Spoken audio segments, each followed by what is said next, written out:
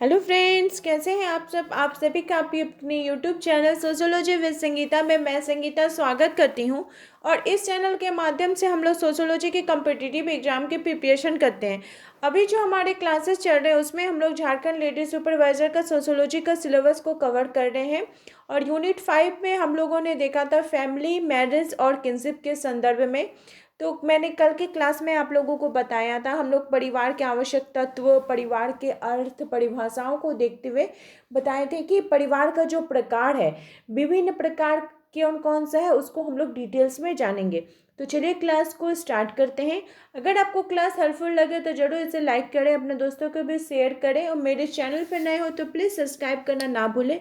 साथ ही साथ वैसे स्टूडेंट जो झारखंड लेडी सुपरवाइजर का सोशोलॉजी का पेड ग्रुप ज्वाइन करना चाहते हैं, जहाँ पे आपको नोट्स पीडीएफ फॉर्मेट में प्रोवाइड किए जा रहे हैं, तो उसका जो ज्वाइनिंग का प्रोसेस है वो डिस्क्रिप्शन बॉक्स में मैं दे दी हूँ, आप जाकर उसे ज़रूर एक बार चेकआउट कीजिएगा।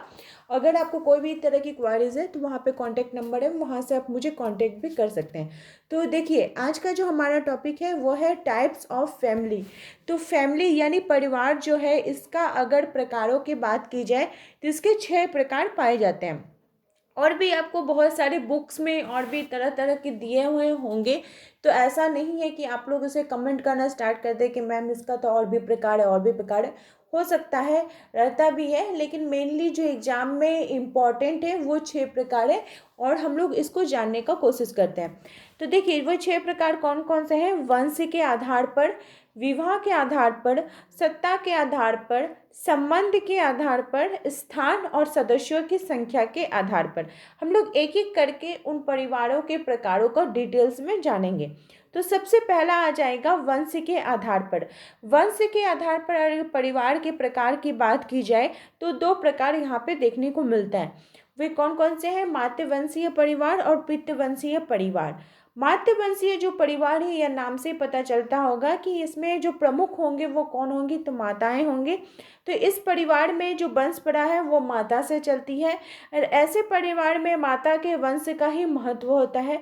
जैसे आपको मेनली वो कहाँ पे देखने को मिलेगा, तो मालाबार के जो नायर लोग हैं उनमें मातृ सत्तात्मक परिवार या मातृवंशीय परिवार हमें देखने को मिलता है।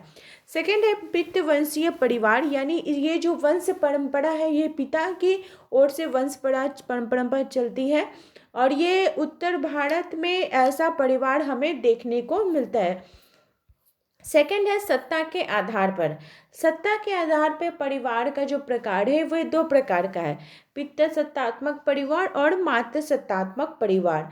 पिता की आप जो पितृ सत्तात्मक परिवार होता है उसमें पिता की प्रधानता होती है। पिता जो होता है वो सर्वसर्वा होता है, और अन्य सदस्य द्वारा उनकी आज्ञाओं का पालन किया जाता है। और भारत की अगर बात की जाए तो भारत के अधिकांश जो परिवार होते हैं उसमें पितृ सत्तात्मक परिवार हमें देखने को मिलता है, यानी परिवार का जो मुखिया होता है वो कोई पुरुष होता है।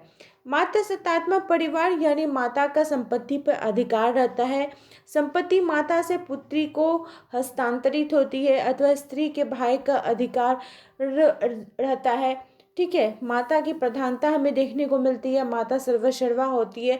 और असम की खासी जनजाति, गारो तथा मालावर की जो नायर लोग हैं, जहाँ पे आपको मातृवंशीय परिवार देखने को मिलता है, इस प्रकार के परिवार हमें देखने को मिलता है। सेकेंड है स्थान के आधार पर। तो स्थान के आधार पर परिवारों का जो प्रकार है वो 2 प्रकार का है। पितृस्थानीय परिवार और मातृस्थानीय परिवार। पितृस्थानीय परिवार यानी पत्नी का पति के घर रहना। पितृस्थानीय मतलब मेनली क्या होता है, हमारा जो भारतवर्ष है उसमें तो ऐसा ही देखने को मिलता है कि जो पत्नी होती है वो विवाह के बाद पति के घर जाकर रहती हैं।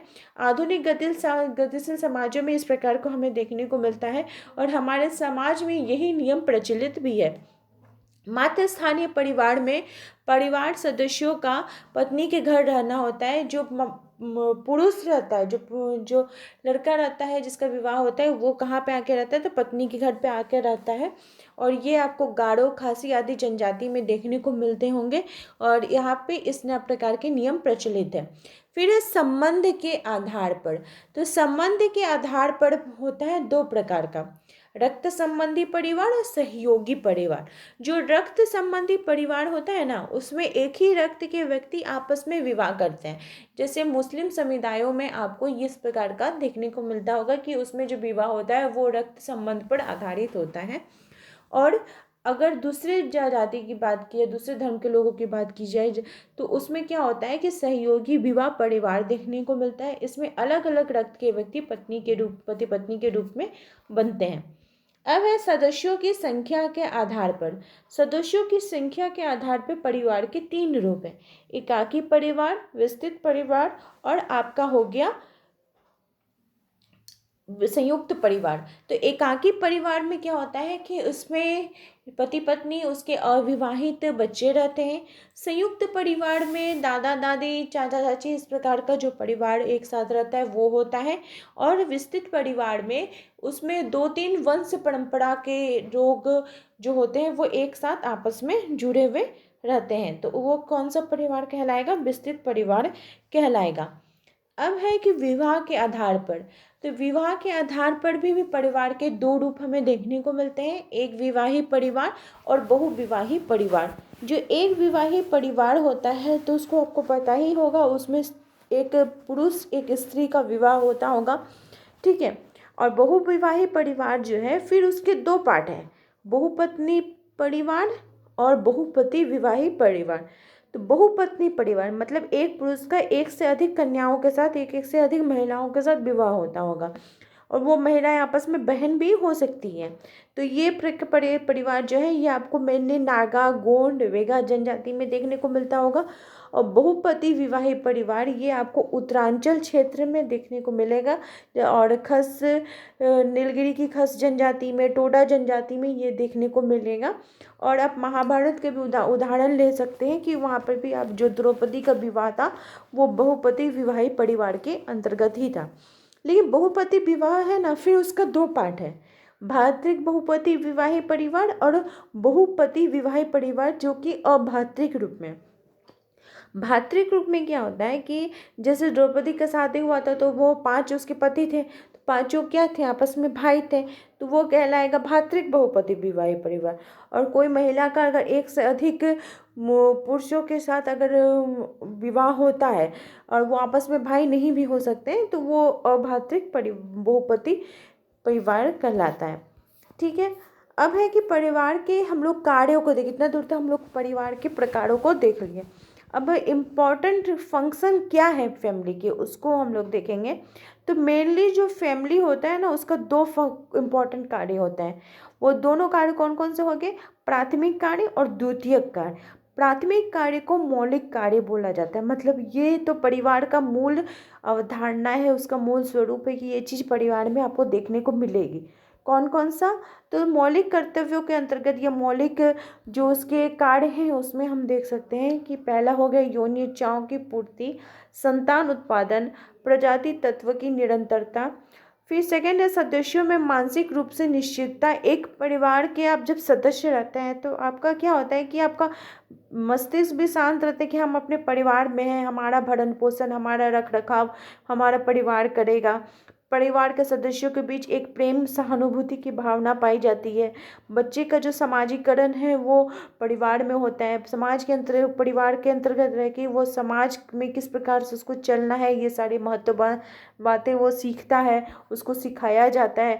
भोजन का प्रबंध किया जाता है, जो परिवार के सदस्य होते हैं उनके देखभाल के लिए कि उनका जैसे पोषण हो सके, ये सभी चीज़ें कहाँ पे रखने वाली होती हैं? तो परिवार के अंतर्गत ही होती हैं।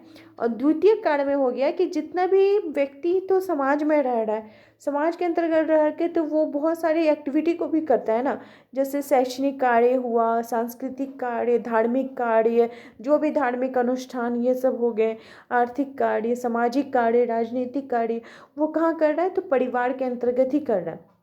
और ये जितने भी प्रकार के कार्य हैं वो क्या हो जाएंगे? द्वितीय कार्य के अंतर्गत ही आ जाएंगे, जो कि परिवार के अंतर्गत ही पूरा होता है। अब हम लोग देख रहे हैं कि परिवार के बदलते स्वरूप, तो चेंजिंग फॉर्म ऑफ फैमिली। परिवार का जो स्वरूप के बदलने के मेनली 4 कारण हैं। वो 4 कारण कौन कौन से हैं? तो वो उसको बोला जाएगा आर्थिक कारण, सामाजिक कारण, राजनीतिक कारण और दार्शनिक कारण। आर्थिक कारण के अंतर्गत जो अर्थ से रिलेटेड जितने भी आ जाएंगे बिंदु हैं, जैसे औद्योगिकरण हो गया, तरह तरह के उद्योगों का लगना, स्त्रियों की आर्थिक निर्भरता, स्त्रियों घर से बाहर निकल के रोजगार कर रही है, स्वावलंबी बन रही है, जिससे भी परिवार का जो स्वरूप है उसमें परिवर्तन हमें देखने को मिल रहा है। काम पर लगी हुई माताएं, जो माताएं हैं वे काम पर लग रही हैं, जिसके कारण भी परिवार के स्वरूप में परिवर्तन हो रहा है। जीवन का उच्च स्तर, लोग जब एक दूसरे के साथ कांटेक्ट में आते हैं तो उनकी जो लाइफ स्टाइल है वो भी चेंज हो जाता है, उनका जीवन जीने का जो स्तर है वो भी ऊंचा हो जाता है। फिर है सामाजिक कारण, यानी जनसंख्या की गतिशीलता, स्त्रियों का उच्च शिक्षा, नगरीकरण, व्यावसायिक मनोरंजन, युवा वर्ग में क्रांति। फिर नेक्स्ट है कि राजनीतिक कारण, राजनीतिक कारण में हो जाएंगे माता पिता पर राज्य की प्रभुसत्ता, जो राज्य है वो जिस सोसाइटी के अंतर्गत रह रहे हैं उसके नियम, उनके कानून को उसको फॉलो करना पड़ता है। स्त्रियों की राजनीतिक मताधिकार। दार्शनिक कारण में आपके आ जाएंगे विवाह के धार्मिक आधार का पतन, भौतिकवाद व व्यक्तिवाद विचारधारा, नैतिकता का, हमारे जीवन के जो वैल्यूज़ है, हमारे नॉर्म्स हैं वो दिन प्रतिदिन चेंज हो रहे हैं। ठीक है, तो ये सभी चीज़ें क्या करी है, परिवार के स्वरूप में बदलाव ला रही हैं। तो आई होप आप लोगों को आज की क्लास हेल्पफुल लगी होगी, आप लोगों को सारा टॉपिक अच्छे प्रकार से समझ में आ गया होगा। इसी प्रकार से आप लोग मेरे चैनल के साथ बने रहिए, और जो भी कैंडिडेट, जो भी मेंबर्स पेड ग्रुप्स के साथ जुड़े हुए हैं, अगर उनको कुछ किसी भी तरह का किसी भी क्वेश्चन में डाउट है तो मुझे एक पेपर में लिख के ज़रूर व्हाट्सअप करें, मैं उसे पूरा सॉल्व करने का कोशिश करूँगी। मेरे चैनल के साथ बने रहने के लिए आप सभी का थैंक यू।